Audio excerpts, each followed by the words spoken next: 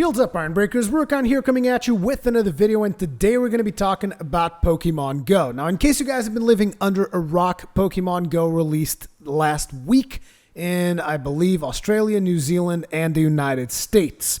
Now, I'm also playing it here in Portugal, but don't tell anyone, otherwise they might just shut us down like they did in Brazil. So, what is Pokemon Go all about? Why am I getting into it? And all of these questions, that is what this video is for. So, for starters, why am I getting into Pokemon? Well, in case you guys have not been following the content that we do on Squadron, we have been playing through Pokemon Omega Ruby in preparation for Pokemon Sun and Moon, as well as Pokemon Go. So, I've been kind of slowly getting into that Pokemon universe, understanding a little bit more about it, and playing it, essentially. And one of the things that I'm going to be focusing on today is obviously Pokemon Go. And why exactly did I want to get into Pokemon Go? So Hengist got into Pokemon Go earlier than anyone else on the team. He was able to play in the field test and all that stuff. And when he started describing to me what Pokemon Go is all about, I became real interested, because Pokemon Go essentially is a game that you have to play while you are walking around. You have to actually get out of your house. You have to go out into the street, walk. And walking is actually something that I like. I like walking a lot. And I know that probably some people might think, what do you mean? I thought you liked just staying at home playing video games and whatnot. It's like, no, I actually really like walking. The problem to me with walking is that I don't like walking without having a goal, like a destination. So, for instance, when I go to places like Gamescom, E3, even BlizzCon, when I went last year, like I do a lot of walking and I really like it, but there's a distinct goal in mind whenever I'm walking, right? It's like I'm walking to get to the show floor. I'm walking to get to this exhibition. I'm walking to get to this thing, right? There's a purpose there. And just going outside and walking aimlessly is something that does not motivate me enough. And so sometimes I'll do it. Other times I won't do it because I'm just like, man, I could get so much more done at home. You know, like work-wise, I could get a recording done. I could get a live stream done. I could, get all this back-end work that I have to do for Squadron done. You know, I can always get more done by staying at home and, working on my computer, playing video games. I can get more stuff done by staying in the house. And, going outside does not seem that appealing. However, if I have a game that kind of makes me go outside and there's objectives and things for me to do in that game, then I have that motivation. I have that goal of, having a reason to go outside and do stuff, right? And I know that a lot of people in the comment sections are going to say that I'm an antisocial and all these other things. It's just like, look, I have friends, but usually when it's a good time to go outside, my friends are working. And then during the weekend, my friends are busy with their own families and stuff like that. So I don't always get to spend as much time as I would like with my friends. So I don't have, like I said, many reasons to get out the house. And that is where Pokemon Go comes in, right? Gives you a goal, gives you a reason, like go outside, get to this Pokestop, and you might get yourself a couple of Pokeballs, get yourself a couple of revives, a couple of potions, stuff like that. Maybe you swing by a gym, have a fight with a trainer there. The fighting mechanic is actually something I'm not a big fan of, but I'll get into that later. But I guess you guys get the idea. This is a game that is meant to have you go out into the world and actually do stuff. Now, among the activities that you can do in Pokemon Go, you can catch wilds while you're out and about. Catching wilds is just like catching wild pokes. And that is essentially how you build your roster. You just go outside, start catching pokes. Then you start handing them over to the professor if you have duplicates and stuff like that. Say like you catch 10 Pidgeots, 10 Pidgeys actually. You will only want to keep like one, and the rest of them you get rid of them, and you get these things called like candy that you can use for evolving other pokes. So it doesn't really follow the RPG mechanics all that much. It's not like, oh, you get this stone thing that you have to do in this condition, and then your poke evolves.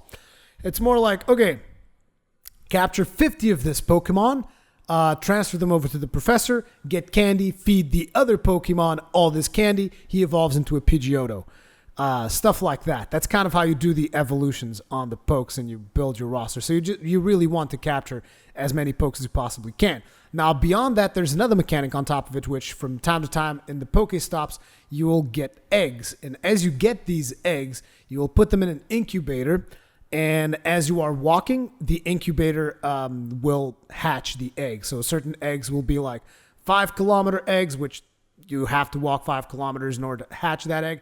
Other eggs will be like 2-kilometer eggs, 10-kilometer eggs, and you guys get the idea. And then from those eggs, you're going to get a ton of candy as well as a new poke when those eggs hatch. So there's catching the wild pokes, there's hatching eggs, there's going to Pokestops to get your consumables and stuff like that, and then there's the gym battles. So let's talk a little bit about the gym battles. How does battling actually work? Like I said, this is not like the RPG if you're used to playing the RPG on the 3DS and stuff like that. None of it matters here. The way combat works is you get your poke. He's going to have a certain level of CP, which is your combat power. And depending on the level of your CP, your poke is going to be stronger or weaker than the enemy poke. Now, there's still elemental affinities and stuff like that. So if you get, say, a fire Pokemon versus a grass Pokemon, it will still do more damage. But mostly you're going to be just tapping your screen to spam attacks, which is why, like I said, fighting, not really my favorite thing. I would actually rather it be turn-based to introduce a little bit more strategy instead of just spam. So yeah, fighting not really majorly my thing, which is why I haven't I haven't been out and about and just like capturing all the gyms I possibly can. There was one night that I went out and I captured pretty much, I think, like 6 gyms in my area, but then in the morning, I wake up and they're already taken over again. So, again, and the combat, not the most satisfying thing, and then people just put like pokes over there that were way more high level than mine. So the footage that you guys are watching in the background is me actually out on one of my walks. I've been thinking up a way that I can do content on Pokemon Go, particularly for Squadron, because I don't know if you guys are going to want to see that stuff in this channel or not, but my vision for content for Pokemon Go is different than the vision of a lot of people on YouTube, I think, because a lot of people I see, they're just like focused on the game, right? And I wanted to focus on bringing you guys beautiful locations across Portugal while playing Pokemon Go. So Pokemon Go is kind of like a side thing almost for me, right? It's just the thing that's there to kind of motivate me to do the walking part and getting pokes and the interactivity part of a walk, right? And it also sets destinations for you in a way, which is like, if you don't know which direction you should be going, it's like, oh, where's the nearest Pokestop? I'll just head there, or maybe I want to take on a gym or something, or maybe a wild poke showed up. Boom, straight up. And that is pretty cool. I mean, personally, I like it. I get a feeling, and again, I don't think I've played enough to figure this out or not, but I get a feeling that the game is very much pay to win if you want to be like super competitive about it. Because like you can buy more incubators and hatch more eggs at the same time. You can buy incense, which basically makes wild pokes come to you a lot more frequently. Like I've noticed that Pure Shield, for instance, he has way more pokes and is way above my level for the amount of time that he's played and the amount of miles that he's put into the game compared, like say comparatively, the amount of, I know that he's walked more than me. But even still, the amount that he's walked and the amount that I've walked versus the progress that we've both made is like abysmal. And I know for a fact that he's probably put quite a pretty penny on there. He has to, considering how many eggs he's hatching and all this other shit. And that is a part that kind of like, it annoys me a little bit that it is, it's one of those games where the microtransactions do give you quite a bit of an advantage. But at the end of the day, I try to look at it as, this is a game that I want to keep playing for the purpose of being more healthy, for the purpose of going on these walks and, catching wild pokes and doing all this other stuff. This is the main focus that I personally want to have with my Pokemon Go experience. And so far, I got to be honest, I've done more walking ever since Pokemon Go came out than I've probably done for the rest of the month, which is quite impressive. I've been doing a lot of walking, and it's just a healthy thing to do, And I got to be honest, I would encourage anyone to try, and don't get too competitive with it. Just play it for the health benefits that it brings, for the social benefits that it brings. Because, in Portugal, I don't really see a whole lot of people, playing at the same time as me because there's less people playing the game. It has officially not even come out in Portugal. It's like people using the APK or whatever.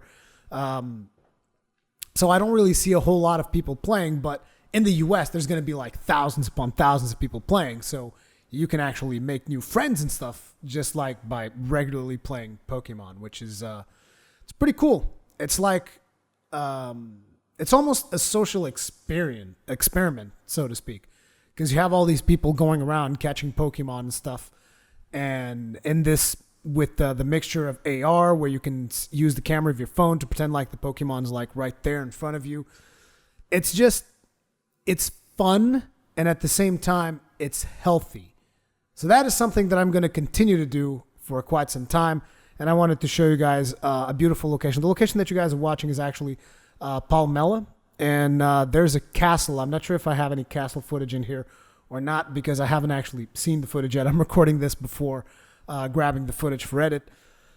And it is a beautiful location, and that would be my objective. Now, do you guys want to see more of Portugal while I go and hunt pokes and stuff like that? Because I'm working on optimizing my setup so that I can actually capture footage from my phone instead of using that big iPad. The iPad was also laggy as hell because it's an old iPad that I stole from my father.